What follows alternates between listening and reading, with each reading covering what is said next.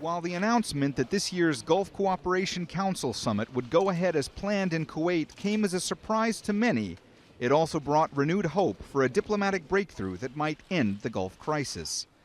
Upon his arrival in Kuwait on Tuesday, Qatar's Emir, Sheikh Tamim bin Hamad Al Thani, issued a statement expressing sincere gratitude toward Kuwait's Emir, Sheikh Sabah Al Ahmed Al Sabah, and his wishes for the success of the current summit, stressing that the current situation in the region required the Council's members to band together against all odds and challenges. But even before the summit officially kicked off, divisions were very much on display. First, the United Arab Emirates announced it had formed a new economic and military partnership with Saudi Arabia that would be separate from the GCC. Then, Saudi Arabia, the UAE, and Bahrain decided not to send their respective leaders to Kuwait. It could be that it is embarrassing for some of the leadership of the countries on the quartet, the boycotting countries, to turn up, and then, therefore they sent a lower level.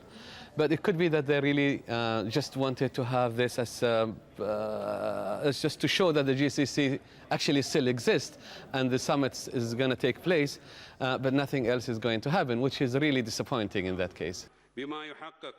In the end, a summit that is usually slated for 2 days ended after only a few hours. Kuwait's Emir said his country will continue mediating in the dispute. Recent months have seen a lot of troubles, but the wisdom of my brothers, of the leaders of the Gulf countries, managed to calm things down, and our meeting today will lead us to continue playing the role that will live up to the aspirations of our people. In order to have certain mechanisms to sort out disputes with guarantees that will allow everyone to abide by these rules.